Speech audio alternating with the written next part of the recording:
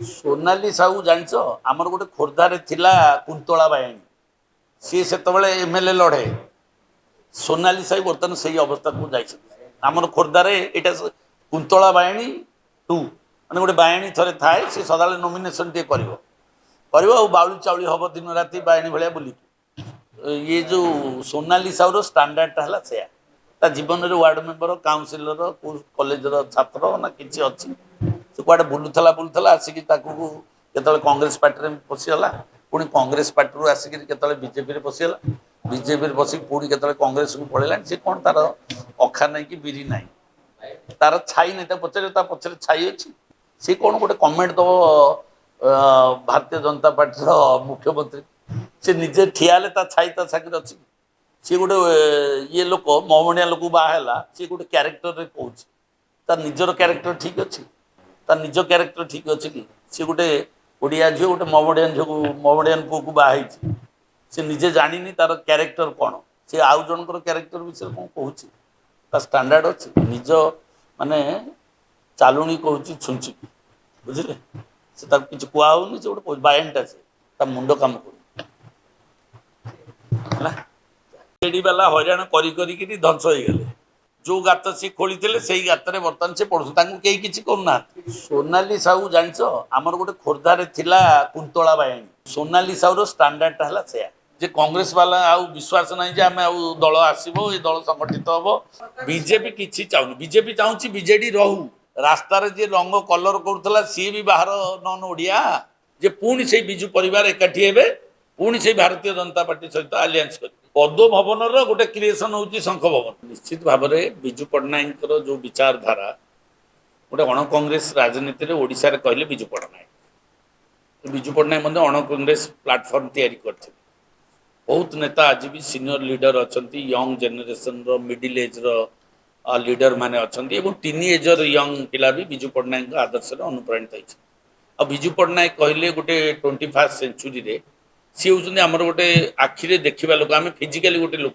देखी से लीडरशिप उपर समस्त ट्रस्ट थिला जो विचारधारा को लेकिन विजु जनता दल तैयारी प्राक्टिकाली धीरे धीरे धीरे धीरे से डिग्रेडेसन है धीरे धीरे असंतोष बढ़ी बढ़ी चलता 25 वर्ष भितर बहु कथा उठी कथा विजु जनता दल रे विजु लिगासी कथा हो कि विजु पट्टनायक आदर्शर कथा हो विजु पट्टनायक विचारधारार कथा हो कि विजु पट्टनायक लिगासी मान को खत्म करिवार कथा हो ये कथा बहुत बार हो जेबे विजु जनता दल तैयारी है मत कहीं लगुच से दिन टू विजु पट्टनायक ना खाली रहा विजु लिगासी को खत्म कर दिगला अरे पुओ तंकर पुओ नॉर्मल कथा से कौन लिगासी घर कथा नुह एटा पार्टीर कथा एटा गोटे विचारधारार कथा ये गोटे डेभलपमेंटर कथा ओडिशार कथा विजु पट्टनायक पुओ नवीन पट्टनायक प्रेम पट्टनायक एवं गीता मेहटा एथिरे किसी असुविधा नहीं but party is not is family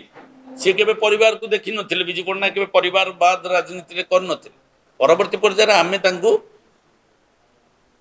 एवं दलर विजु पट्टनायक को भल पाउथुवा लोक माने मु भी सेतिरे थिली मु गोटे स्टूडेंट लीडर थिली आ जो दिन पार्टी तैयारी हला से दिन भी नवीन निवास रे मु थिली एई माने आज जो माने विजु बीजेडी कथा कहू से माने केही नथिले सेतबेले 1997 मसीह जो विजु बाबू देहांत है आम से डिसेम्बर 26 जो तैयारी है से भी आम थी विजु जनता दल जो तैयारी है से दिन मुझे नवीन पट्टनायक पाखे ठिया होती रामकृष्ण पट्टनायक बसते प्रेस कॉन्फ्रेंस होता विजय महापात्र भी थे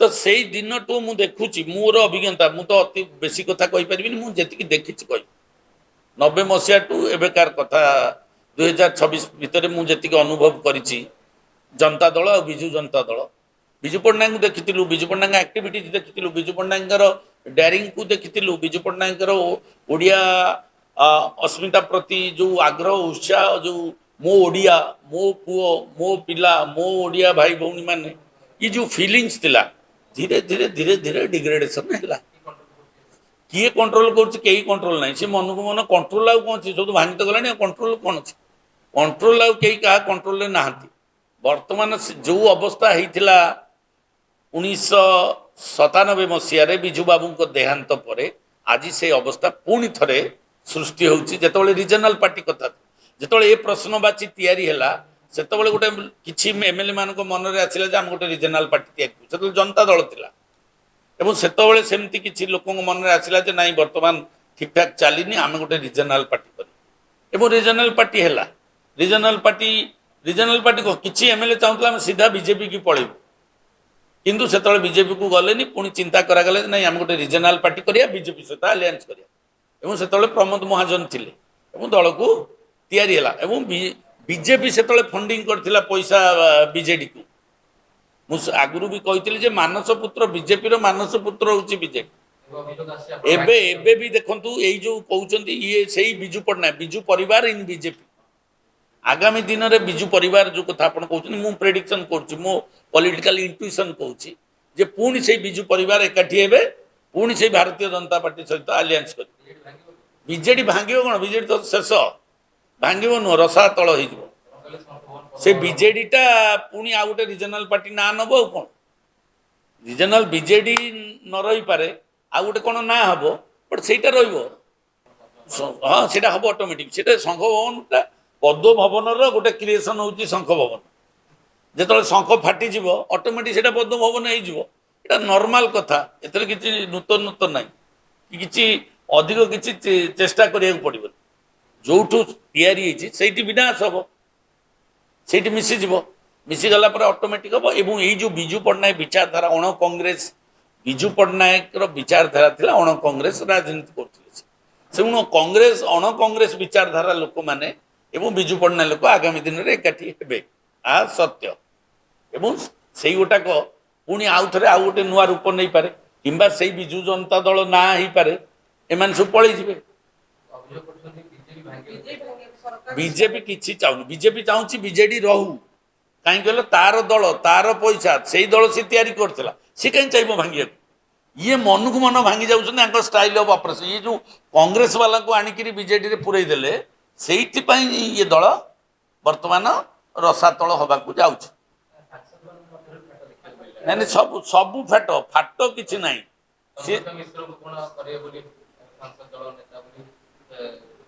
ହେଇପାରେ ତାଙ୍କର ଯୋଉ ଦୁର୍ବୁଦ୍ଧି ସବୁ ଜୁଟୁଛି, ଲାଷ୍ଟ ଯୋଉ ବିନାଶ କାଳେ ବିପରୀତ ବୁଦ୍ଧି, ଏଇ ଯୋଉ କଥାଟା ଏବେ ନୁହଁ, ଏଇଟା ଆରମ୍ଭ ହେଲାଣି 6-7 ବର୍ଷ ହେଲା।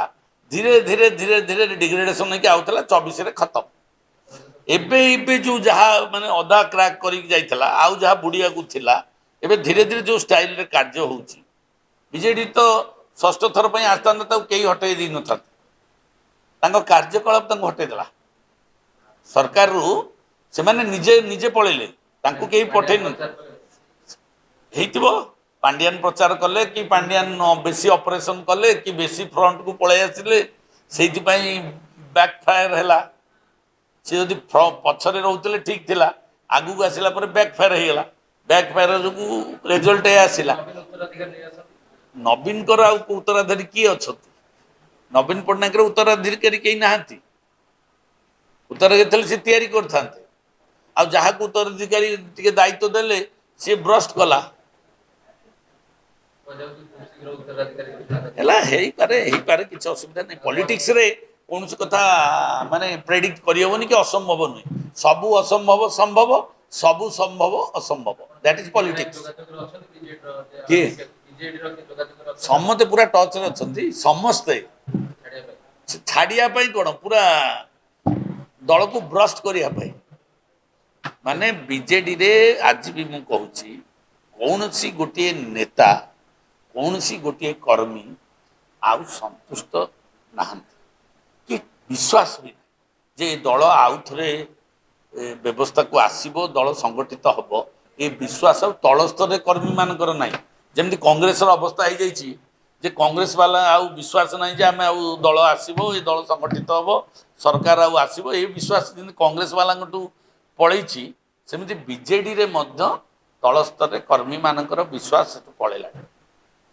ବର୍ତ୍ତମାନ ଓଡ଼ିଶାରେ ଯେମିତି ଆମେ ଗୋଟେ ସମୟ ଥିଲା, ଆମେ ବି ସେ ବିଜୁ ଜନତା ଦଳରେ ଥିଲୁ, ସେତେବେଳେ ସମୟର ଆହ୍ୱାନ ଥିଲା। ସେତେବେଳେ କହୁଥିଲା ଓଡ଼ିଶାରେ ଏକମାତ୍ର ଦଳ ବିଜୁ ଜନତା ଦଳ। ଆଜି ସେମିତି ଗୋଟିଏ ସମୟ ଆସିଛି, ଓଡ଼ିଶାରେ ଗୋଟିଏ ଦଳ, ସେ ହେଲା ଭାରତୀୟ ଜନତା ପାର୍ଟି, ଏକମାତ୍ର ବିକଳ୍ପ। ଇଏ ବର୍ତ୍ତମାନ that is the common message to the Odisha people.